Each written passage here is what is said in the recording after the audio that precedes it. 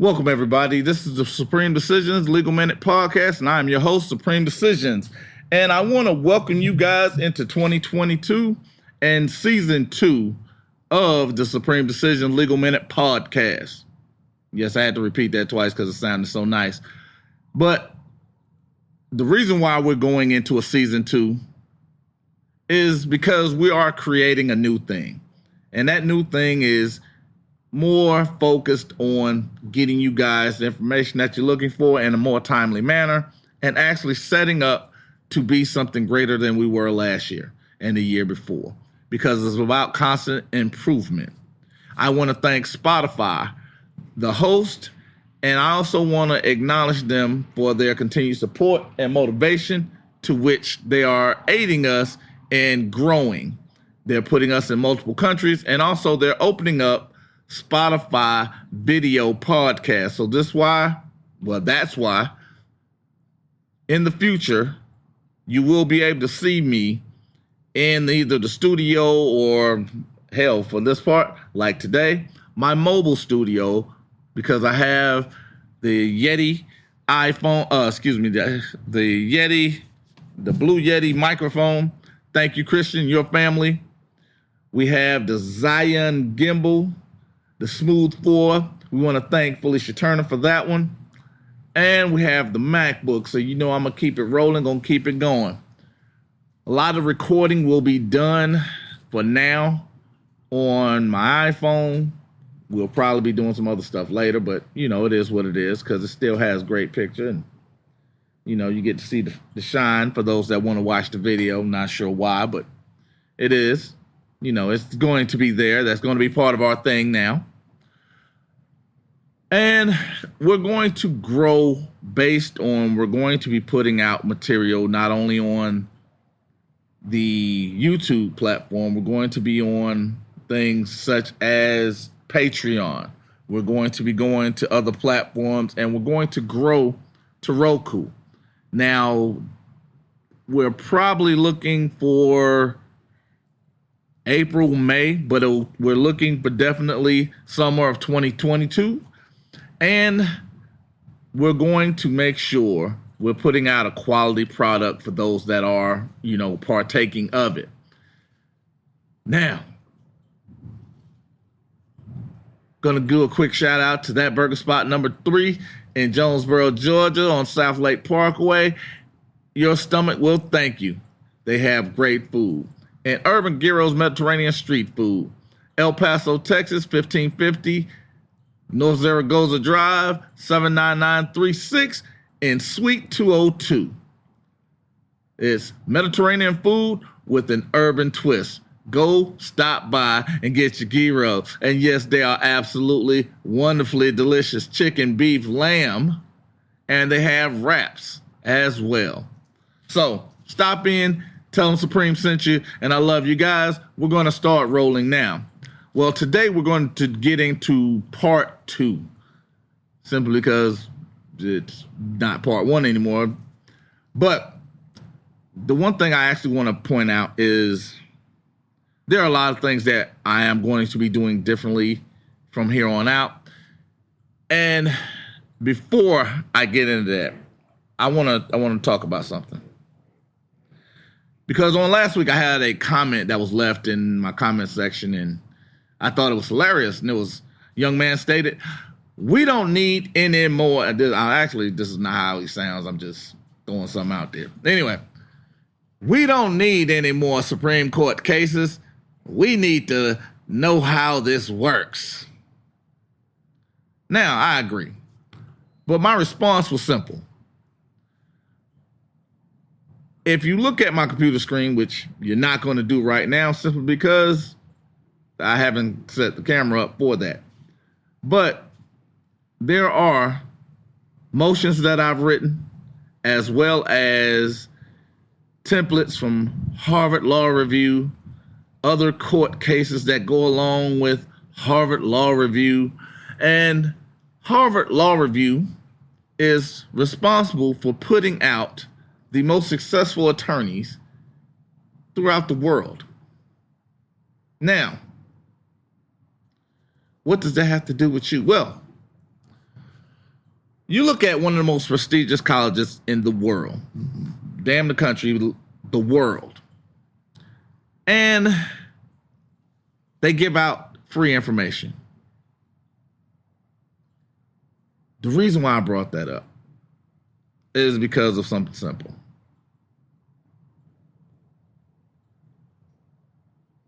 In 2008, I started helping out a lot of people. And in the midst of doing that, I was charged with racketeering.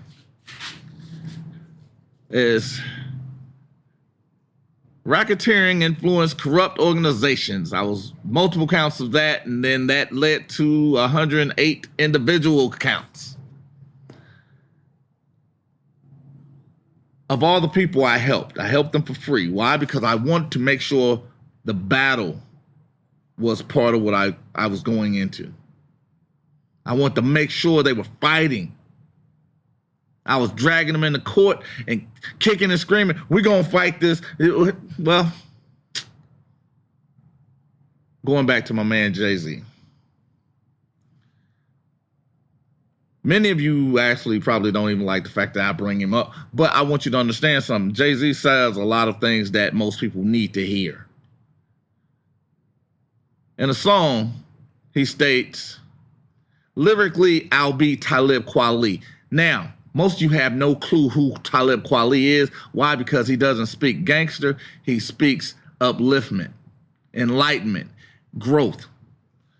The reason why Jay-Z quoted him, lyrically, I'll be Talib Kweli, is because he dumbed down for his audience and doubled his dollars. But in the midst of doing that, he still gives you jewels. One of the jewels he gave was fair trade.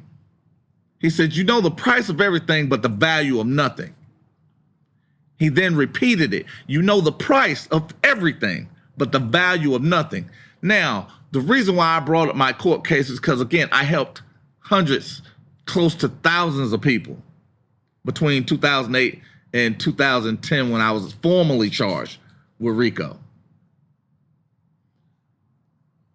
2012, when we went to trial, there was 13 people that actually stood up and tried to get me to go to prison for the rest of my life, even though I helped them with life-changing events, such as helping them get their money, helping them keep their house, helping them get their children back, helping them get their cars back, helping them set up jobs and actual businesses. These were the things that I did. They knew the price of everything but the value of nothing. They didn't value the information that was free. Harvard gives out free information that's available to everyone. I talk about it on a regular basis. Why? Because that's what I'm using. I'm using free content. But at the same time, I'm also putting content to work. Why? Because now I'm not only giving you free content, I'm giving you free content that I've used, applied, and understand how it works now. There are opportunities that everyone has. Even this young man. I even pointed that out to him. He has the opportunity to go get formal training from a school, which is not free. Yet he wants it from YouTube for free. He has a formal opportunity to go to someone else to get it for free and spend the hours and hours and hours and hours of time. Because understanding, just to become fluent at something, you need to put in 10,000 hours. Just to become fluent in anything, you need 10,000 hours. To become a master at it, you need 100,000. He can go and put in the 10,000 hours that's necessary to make him fluid. He can do that for free on his own. What I understand is the value of me, understanding the value of application. If you were to go to Harvard, the best in the country, the best in the world, you're going to spend hundreds of thousands of dollars to get that extra information that he's asking for. Me, myself, I'm going to give it out, but I'm going to give it out over time. And I'm not giving it out for free. Because I know the value of my information. I know the value of my time. I know the value of my worth, which is also going to entail phone calls, text messages, emails, these things that take up that time.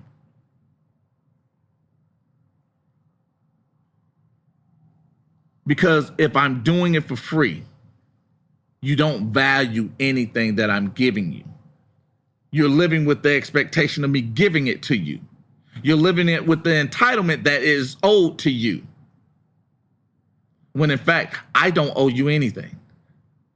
When in fact, I am not responsible for giving you anything. But I am here to aid you and guide you, if you so choose. Now, there'll be a lot of people who say, I don't really like you for that. Guess what? I'm good with that. You don't have to make a phone call. You don't have to send a text message. You don't have to send an email. Going to be people, well, that's just not right. Well, guess what? That's cool as well. Because again, you don't have to listen. You don't have to subscribe. You don't have to donate. You don't have to promote. You don't have to share. You don't have to comment. You don't have to do anything. Just exist. All those are your free will. You can exercise them however it is that you like. Understand something simple. You can know the price of everything, but what I'm giving you is valuable beyond belief. That's why what I do whenever I'm helping someone, the first question I ask, what is your level of justice? What are you looking for? What is your end game? Because we'll spend more time on the things that we desire versus the thing that we need. We'll also spend more effort on the thing we desire. So when we have that direction of what I need, because without vision, the people will perish. Understanding the end game. Because my job is to help you apply what it is and manage your expectations from it. Understand that. Apply what it is I'm giving you and manage your expectations from that. Because the guidance is just that, guidance. I'm giving you direction on where you need to go and how you need to get there. Now, when we're sitting here and we're going through this, I'm going to get into part 2, but understand, anything I give you, the free is Spotify, the free is iHeartRadio, the free is YouTube. Because even those on Patreon, they're paying for it. And if you want more, there are 3 tiers that you can go to on YouTube. There are 3 tiers that you can go to on Patreon that offer you other aspects of this. Because not knowing your value is a dangerous thing. Because again, whenever it gets hard, whenever they're saying things to you that's going to be discouraging for you to actually quit and not move forward and to not do the things that's necessary for you to become successful at it, it becomes something different.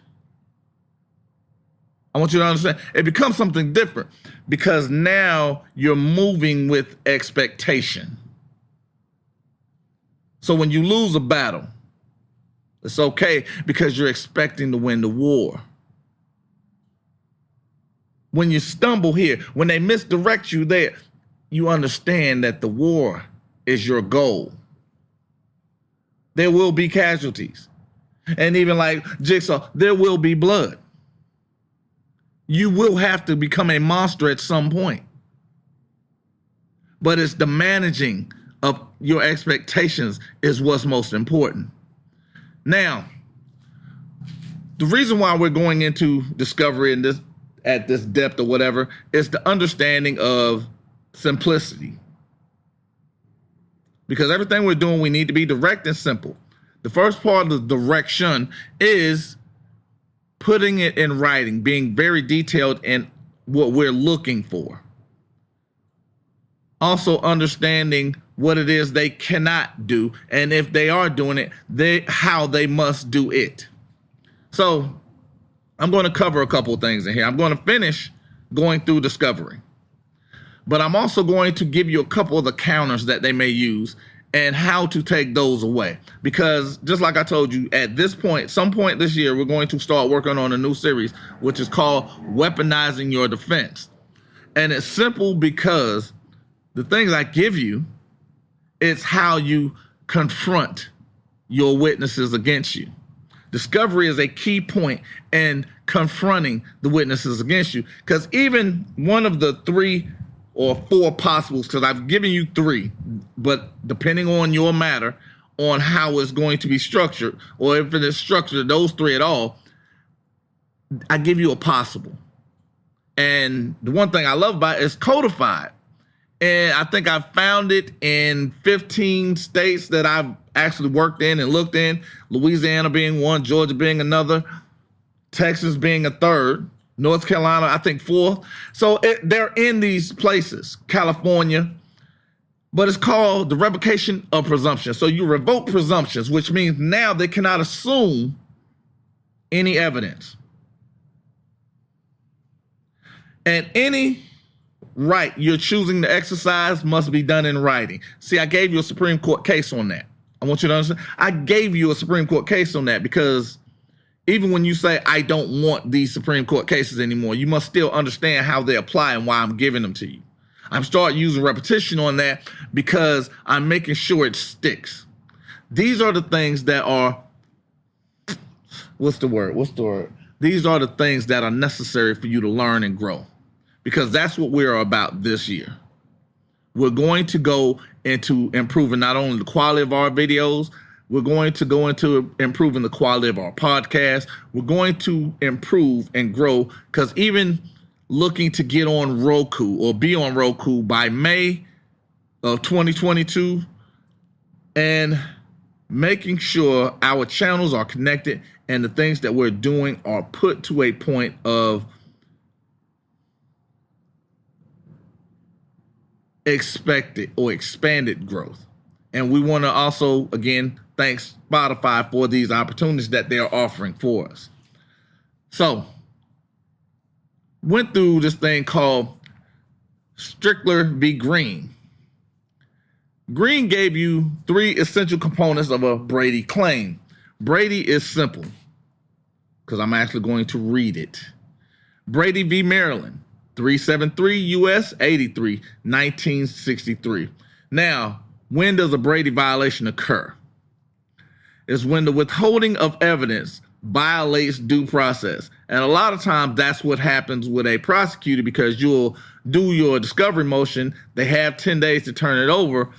It's codified not only in most states, it's codified in the federal rules of criminal procedure, as well as the state's rules for criminal procedure. Some states offer about 14, but you're also in the midst of that 14, they're counting weekends. So it kind of balances out, because in 10 days, you're going to get 14 days, which is 2 weeks. But the key part is whether you ask for it or not. Why? Because that's part of due process. So when that doesn't happen, the prosecutor who's cherry picking this case, they become liable for that evidence simply because that's what they have to present to the jury. And if the prosecutor suppresses evidence favorable to the accused, it violates due process as guaranteed by the 14th Amendment of the United States Constitution. And Brady is violated when the government fails to turn over evidence that is known only to police investigators and not the prosecutor. And that comes from Youngblood v. West Virginia. And it's a 2006 case. Now, why was that important? Because I've said this 1,000 times. But the case, most people are not very familiar with, because while it's a case that set precedent on one part, it's actually a case just like Terry v. Ohio. There are several cases that fall under it. Just like Miranda v. Arizona, there are several cases that fall under it, because law is not emotional.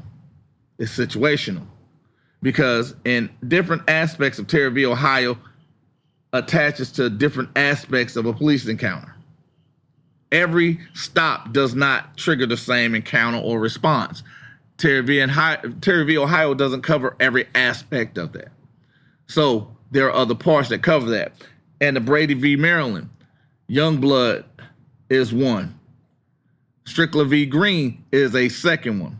Now, what happens is three essential components of a Brady claim are evidence favorable to the defendant because it's exculpatory or impeaching.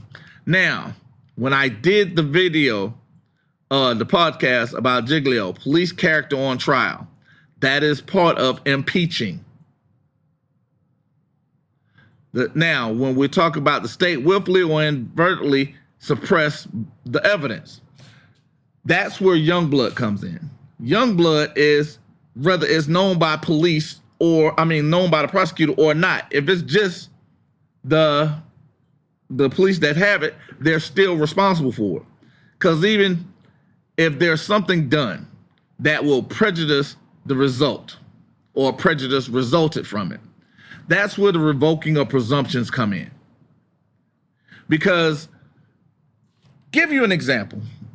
Oftentimes we see things, and the easy part of it is most of us bear little weight to it. The example I'm going to use is Derek Chauvin. He was on trial for the murder of George Floyd. While they're picking Wadir, while they're picking the jurors, there was a settlement announcement on every news location, broadcaster across this country. Everybody that wanted to talk about it, talked about it, and there was no way he could get a fair trial. Why? Because the verdict was against the city for the actions of Derek Chauvin, which is also the reason why he had grounds for an appeal. So when he was convicted, he then took a plea for the hate crime statute in federal court, because again, not only did he violate state law and state procedures whenever he did his action, but he violated federal. But the most important part was he didn't receive a fair trial because of prejudice resulted from the actions of the announcement during Wadir. So that violated his due process, which then can be used in terms of legal error. Now, I had a question that was brought to me. Question: does Brady mean we have to disclose evidence that does not show the defendant to be innocent, but merely cast doubt on the testimony of the prosecuting witness? Now, that is a phenomenal question. We don't have to show that the defendant is innocent. Now, during a trial, the jurors like to hear that, because it's when you humanize someone, and again, I hope you're paying attention, because this is weaponizing. When you're going through a trial and you're humanizing someone, I think that was kind of adequate for the birds at that moment.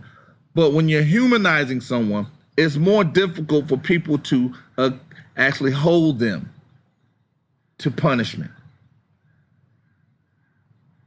But by merely casting doubt on the testimony, which is the impeachment of even the officer, because one lie can destroy 100 truths, and the casting of doubt, because remember, you have to be guilty within a reasonable doubt, beyond a reasonable doubt. Goodness, I can't speak today. You have to be found guilty beyond a reasonable doubt. Now, what happens?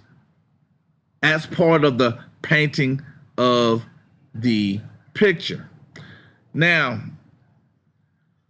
we often use that as perjury. These are the reasons why I tell people to get, or you're going to request in your discovery, the unaltered communications of the police officers. That will be video and audio. A lot of times you're not going to get that. But one thing you cannot be denied is the warrant application for the search warrant or arrest warrant. The reason why you can't do that, because it's sworn to under penalty of perjury. And also the police report.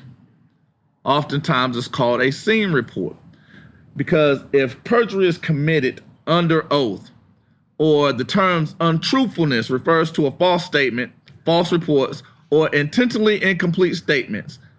The reports involve all aspects of the job, not just enforcement or criminal allegations. The reason why those are is because you're casting doubt. You're painting a picture. That's your brush on what's being said against you. You're as most people say, you're creating the doubt that they're being truthful.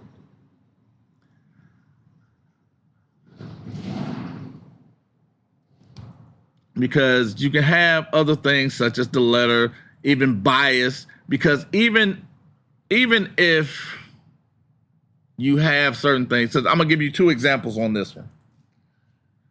During my trial, Judge Courtney Johnson, to me, she allowed things that we actually submitted in writing into the trial that shouldn't have been there. She allowed the trial to go on without evidence. There was a lot of lacking evidence. Like most of the stuff was speculation or circumstantial. None of it was concrete, and it didn't point to a specific person. And the things they had weren't even illegal.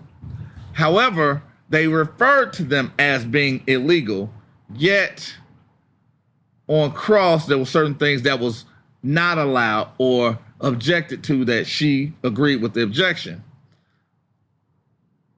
So having us sign documents throughout the trial or whatever, I was asked to stand up because we did sign one and we signed it, and she didn't like the way it was signed. So she asked, well, what does this mean? I sat first chair, so I stood up, and I think that was fold and tuck day. One of the things I pointed out was her bias that she had interjected into the trial. Why did I use the word bias? Because words have power. There's a court stenographer that's there that is recording everything that's being said. I use the word bias because bias has power. Bias is grounds for appeal. Bias is also grounds for throwing that shit out. So I used it because the look of impartiality offers me a way to get home. I weaponized the word bias. Michelle Odenet, Judge Michelle Odenet in Louisiana, she used the N-word with impunity. Come to find out, she stated that the night that the incident happened, she was inebriated. Well, the problem is, come to find out, the video was taken a couple of nights later. And she probably still was inebriated. And it was taken by someone in her home. Well, she used the N-word several times. Multiple people in her family, her husband, used the N-word several times. Now, her cases as not only a judge, but those that she handled as a prosecutor that dealt with people that she referred to as roaches are now called into question. Why? Because there's an attempt to search for legal bias. Because now those people can be exonerated. Or, as they did in New York, offer them a couple of dollars just so you can save the city millions. I'm going to say that again. The reason why they do that is to save the city millions. Because it's about revenue. It's not about crimes. Now, most of us will think, okay, if I turn over a false report or there's bias, there's some sort of crime that is being committed. Crimes committed by officers, which must be disclosed, including any crime other than motor vehicle misdemeanors or DUIs. Motor vehicle offenses must be disclosed to the prosecutor when the criminal cases involve similar conduct. Why is that? Because that goes to the impeachment when we're confronting. These are questions that we may not ask in the original discovery, but these are things that are now open when we see the officer's name on the witness list. We can go into personnel records that deal with specificity of that act, not all of the officer's personnel information. We can go on complaints filed against that officer. But again, we have to give time, date. A lot of times it's gone into sex and locations. Those are things that can offer those opportunities for impeachment. But it requires an idea of wanting to confront someone, but it also details the fact that you must be committed in fighting. Because here's where I actually want to really get into today. Is because why can I not have this stuff organized like I want to? Okay. And I still don't. When we're looking at this, there's a requirement for disclosure, and it's called the Open Government Act and the Freedom of Information Act of 1966. There's this thing called Vaughn v. Rosen. It's a 1977 case. Oh, excuse me, a 1974 case. That one of the things I tell people to use, simple, because words have power, is I'm requesting my own records. Because a lot of times you have to understand what these acts are, and you have to understand what these Supreme Court cases are for. Because there's an allowance for the prosecutor not to turn over information. I'm going to go into those individually, but because again, you have to understand context. You have to be able to, as a few of my people I've heard, overstand it to actually execute it. Because now you stop asking certain questions. And one of those is no record being requested is related to the national defense. Many of you have heard me say that before. Because at the end of the day, we have to put together a fair and proper defense. If you have an attorney representing you, the defense attorney must put on a vigorous defense. Part of that vigorousness is a detailed discovery. And it's amazing because when Tommy Sotomayor said the defense doesn't defend, I have only seen out of literal thousands, maybe two that were detailed from a defense attorney. Both of these attorneys are on retainer for more than $50,000 per month.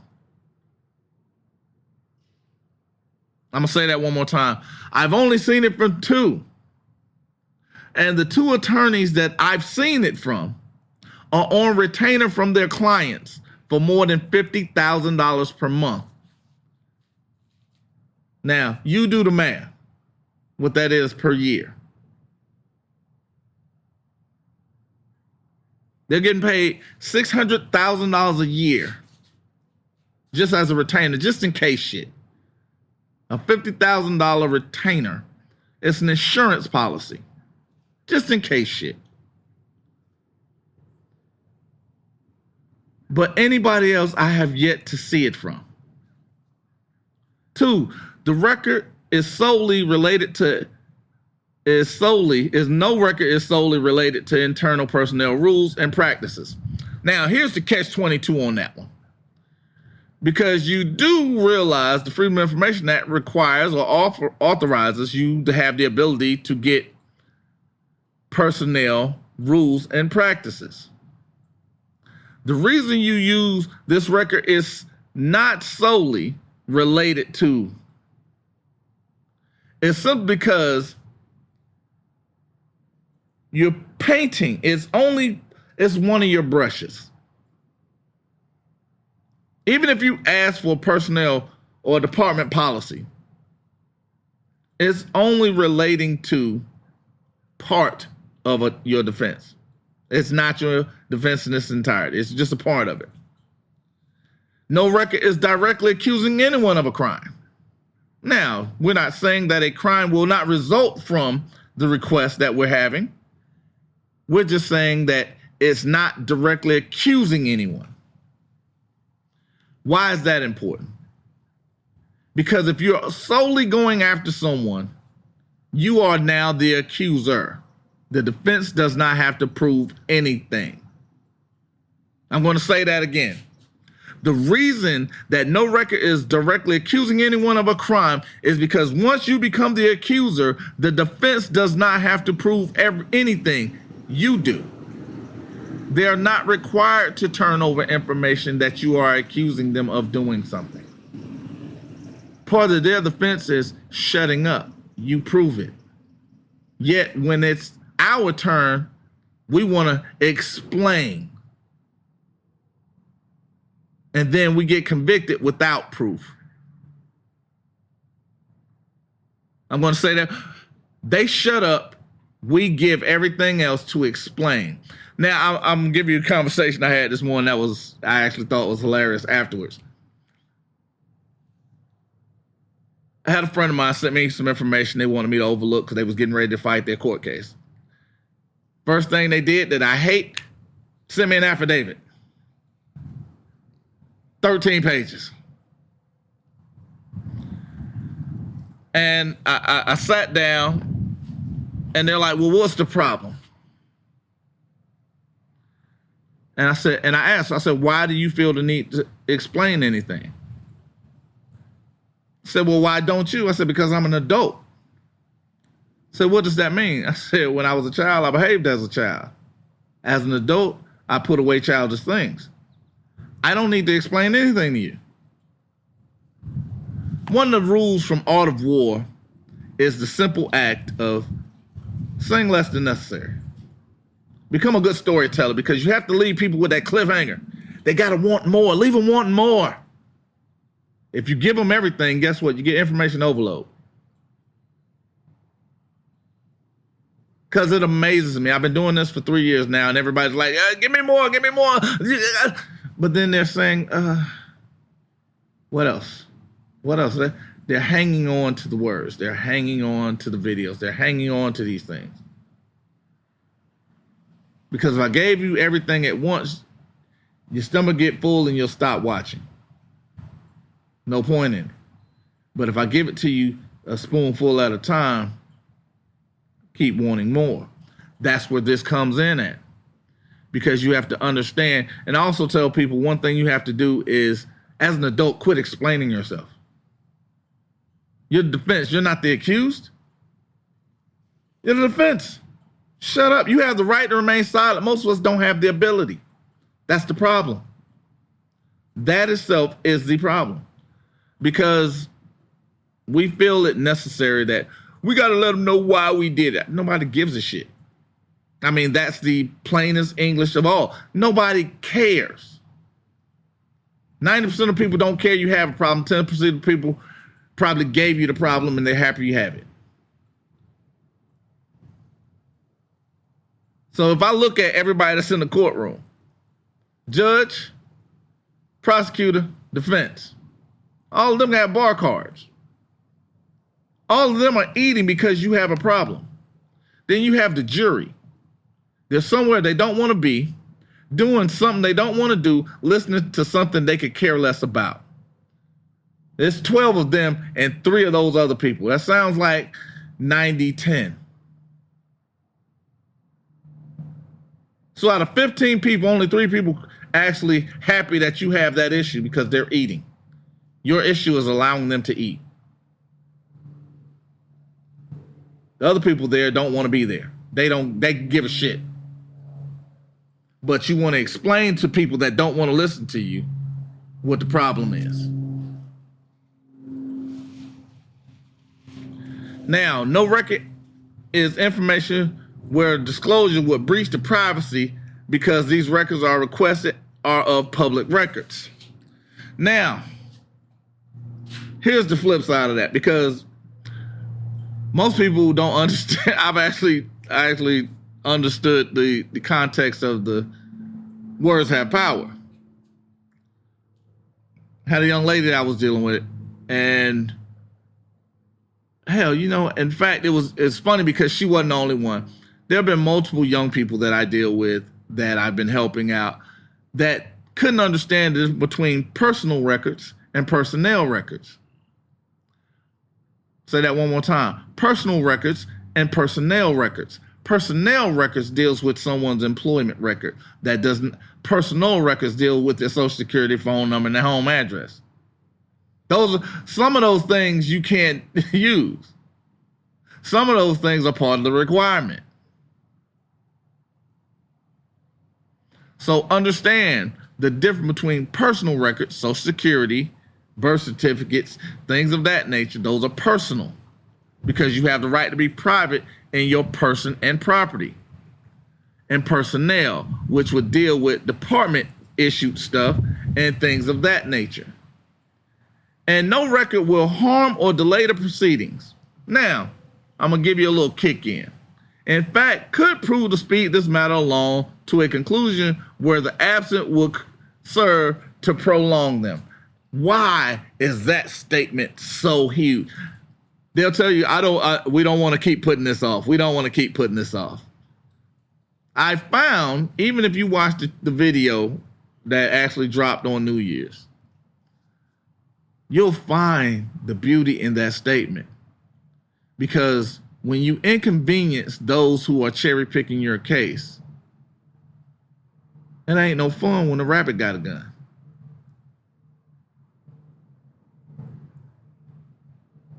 Because they will delay. I actually watched them. This young man sat in jail 3 years because he couldn't afford bail for a crime he did not commit, and the officer made up. I'm going to say that one more time. Young man sat in jail for 3 years for a crime he didn't commit, and the officer made up. He said it to his attorney multiple times. He said it to the prosecutor. He even said it to the judge. The judge said, well, you don't have any proof of it, so it's on you. But you know what his defense never did? Stop allowing continuances. Because most people don't understand the right to a speedy trial is 72 days. 90 because it goes to a quarter, but you also have to remember in those 90 days, which is 3 months, you can't count weekends and holidays. 72 days. What can happen in 72? There's a lot that can happen in 72 days. Because most of us are living paycheck to paycheck. One paycheck throws us all the way off. Miss one paycheck, we're completely underwater. But they'll do that just as simple as they actually did with John Jones, who's actually a millionaire. And it was done so he could not get paid again. Because you can't get licensed when you have a court case, an open court case. Matter of fact, in his case, a felony court case at the time. So now they were choosing to inconvenience John by, we're going to continue. It went from October to January.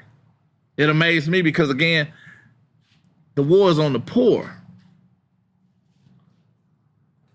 and the undoctrinated. Now, last year, 2022, around the middle to end of October, most people that had November court dates got pushed all the way to February 2022. Why is that? That's more than 90 days. One, they did not have a case against them. They didn't have evidence. But they're hoping to inconvenience these people. They're buying themselves time because they're trying to strategically wait you out, inconvenience you, because now not only do you have to come in November to find out that you're coming back in February, they may postpone it again, depending on how ready you are. And this is actually one of the things, I actually did one where they talked about the prosecutors were lobbying against the defense having the ability to continue or prolong cases and basically weaponize the defense. And I thought it was hilarious simply because the prosecutor was protesting against allowing tactics that the prosecution uses. Isn't that funny? They did not want the defense to be able to use the things that they use to inconvenience people. Yet, they want to continue doing it and don't want any reprimanding from it. To me, that is one of the most hilarious things I've ever seen in my life. And lastly, no record will lead to financial speculation or endangerment of the stability of any lawful financial institution. Why is that important?